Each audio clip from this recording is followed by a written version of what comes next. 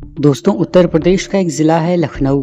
लखनऊ उत्तर प्रदेश की राजधानी भी है और इसी लखनऊ राजधानी से गुरुवार यानी 20 अगस्त 2026 को एक ऐसी वारदात निकल कर के आई है जिसने पूरे शहर को ही चौंका कर रख दिया है, झकझोर करके रख दिया है। इसने रिश्ते, पारिवारिक विवाद और बढ़ते हुए मानसिक तनाव को लेकर कई सारे गंभीर सवालात खड़े कर दिए हैं। गोमती नगर के पॉश इलाके में एक बैंक कर्मचारी, जो कि आईसीआईसीआई बैंक का एक कर्मचारी था, वो अपनी ही पत्नी की गोली मारकर हत्या करने का आरोप लगा हुआ है इसके ऊपर। और इसके बाद वो अपने घर पहुंचा, जहां पर वो पसीने से तरबतर था। और वो ऑटो से जब घर पहुंचता है तो घर पर उसकी बहन होती है। उसने अपनी बहन की भी गोली मारकर वहीं पर हत्या कर दी। कुछ देर के बाद आरोपी ने खुद को भी गोली मार दी और अपने आप को भी अपनी जान ले ली।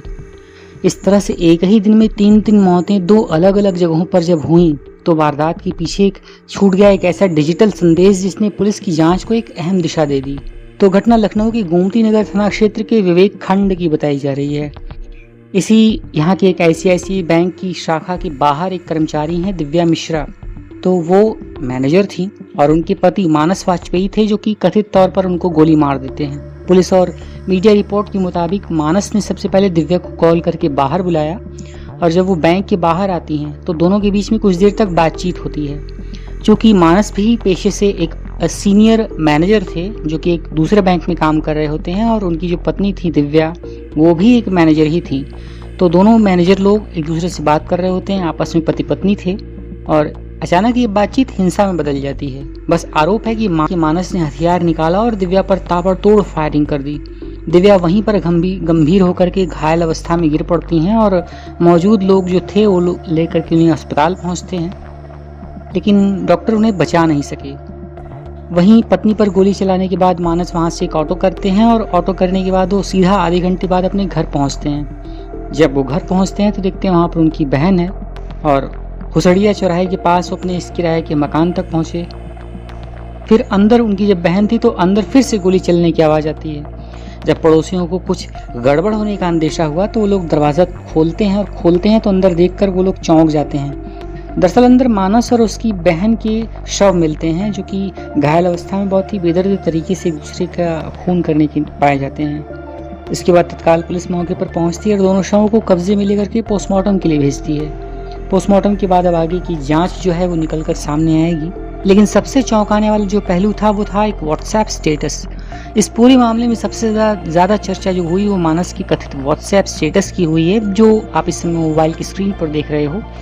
मानस ने अपने व्हाट्सएप स्टेटस में लिखा है कि today I killed my wife as she cheated on me, now I have to kill myself and my sister.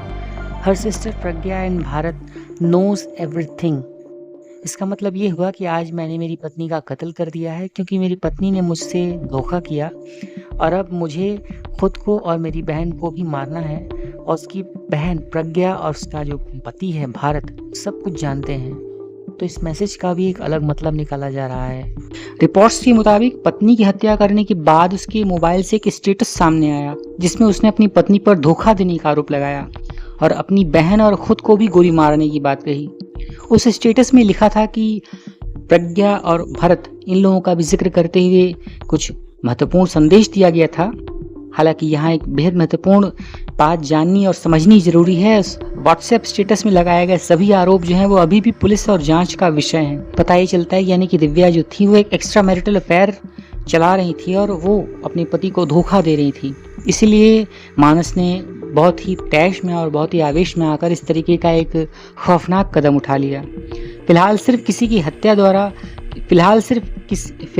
किसी व्यक्ति द्वारा मौत से पहले या हत्या के बाद लगाए गए आरोपों को अपने आप में घटना का अंतिम सच नहीं माना जा सकता है। पुलिस अब भी इस डिजिटल सामग्री की प्रामाणिकता, उसका समय और इसमें किए गए दावों की जांच कर रही है। वहीं जांच में शुरुआती तफ्तीश के बाद ये भी निकल कर के सामने आया है कि मानस और दिव्या के वैवाहिक संबंधों में लंबे समय से तनाव चल रहा था।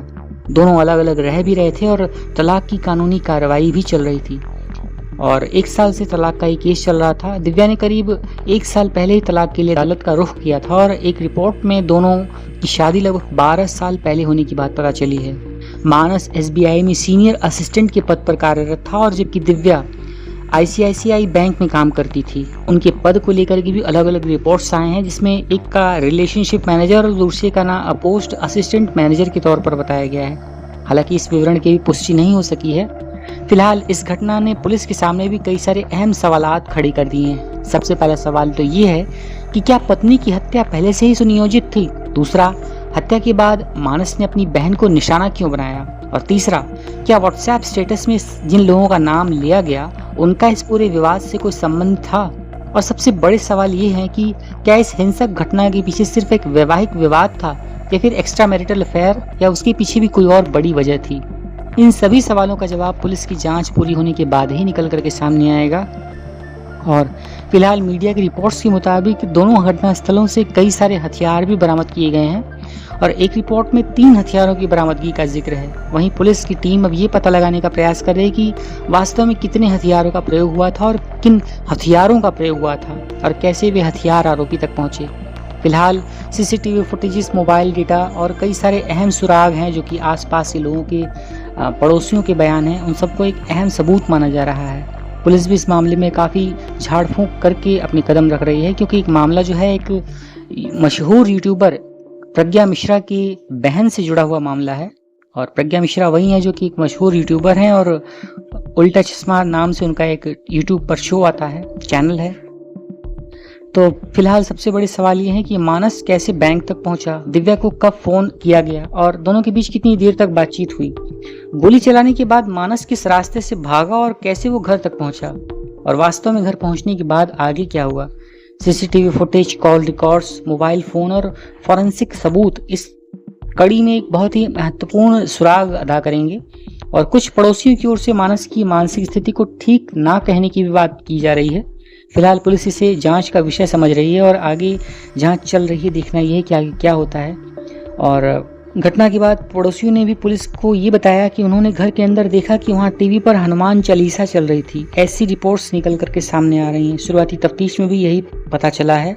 और फिलहाल अब आगे जो भी जांच होती है, जो भी अपडेट आती है, वो हम आप सभी को ज़रूर बताएंगे।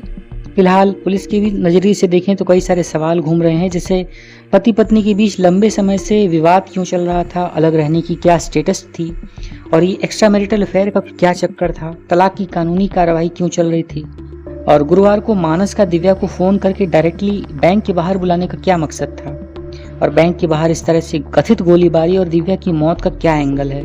वहीं मानस अपने घर पर पहुंचते हैं और घर के अंदर अपनी बहन को भी क्यों गोली मार देता है और उसके बाद अपने आप को भी गोली मारकर अपनी ज़िंदगी ख़त्म कर लेता है। इस तरीके के कई सारे सवाल हैं और व्हाट्सएप स्टेटस सबसे बड़ा सबूत और सबसे बड़ा सवाल बन चुका है, जिसमें आप सभी देख सकते हैं कि उसमें क्या लिखा गया है और उसमें इस तरह से जो आरोप लगाए गए हैं वो एक सच हैं या फिर झूठ हैं, ये तो भी जांच का विषय है। तो सबसे बड़ी बात यह है कि पति ने अपनी पत्नी की हत्या की और फिर खुद भी आत्महत्या कर ली। सिर्फ इतना ही कहना पर्याप्त नहीं होगा, क्योंकि इसमें एक और मौत हुई है, वो है मानसी की बहन की। और सबसे बड़ा सवाल वही है कि जिसका जवाब पूरी कहानी की सबसे अहम कड़ी हो सकता है कि आखिर मानस ने अपनी बहन को क्यों मारा, और क्या पारिवारिक विवाद भी कोई वजह थी या फिर कोई एक ऐसी कहानी थी जिसका व्हाट्सएप स्टेटस में जिक्र किया गया था। इन सब के पीछे कोई अलग वजह भी हो सकती है। इन सभी सवालों के जवाब अभी भी चल रहे हैं। तो लखनऊ की इस वारदात ने एक बार फिर से दिखा दिया है कि लंबे समय से चल रहा पारिवारिक विवाद, एक एक्स्ट्रा मैरिटल अफेयर और समय रहते नियंत्रित न हो सके तो उसके परिणाम कितने खौफनाक हो सकते हैं। फिलहाल इस मामले में अंतिम सच क्या है, पुलिस की जांच, फॉरेंसिक रिपोर्ट्स और सीसीटीवी फुटेजेस, डिजिटल साक्ष्यों के सामने आने के बाद ही स्पष्ट निकल करके सामने आएगा। फिलहाल अब 3 जिंदगियां खत्म हो चुकी हैं और पीछे रह गए हैं कई सारे सवालात। हम इस मामले से जुड़ी हुई कई आधिकारिक रिपोर्ट्स और सत्यापित जानकारी आप तक पहुंचाते रहेंगे। और फिलहाल इस पूरी सच्ची घटनाक्रम को सुनाने का उद्देश्य आपका दिल दुखाना या आपको परेशान करना बिल्कुल भी नहीं है, बल्कि हम आपको जानकारी देकर के अपडेट करना चाहते हैं, जो कि 20 अगस्त 2026 को लखनऊ के इस एरिया में घटी है, सच्ची घटना घटी है। और आपसे ये भी बता दूं कि वहीं जो दिव्या थी वो आलमबाग एरिया में रहती थी। तो सच्ची घटना यहाँ पर हम सनसनी नहीं, कई सारे तथ्यों के सबूत आपके साथ पेश करते हैं, कई सारी जानकारियाँ आपके साथ शेयर करते हैं। तो आप इस वीडियो को यहाँ तक देखते हैं तो इसे एक लाइक करिएगा। चैनल सच्ची घटना को सब्सक्राइब करके बेल आइकन को ऑल पर सेट करना ना भूलिएगा, ताकि अगली प्रस्तुति में हम आपके साथ फिर मिलें और आप सभी को इस मामले से जुड़ी हुई और लेटेस्ट अपडेट्स के साथ, जानकारी के साथ इत्तला कर सकें। तो अगली प्रस्तुति में फिर मिलते हैं, तब तक के लिए आप सभी का बहुत बहुत धन्यवाद।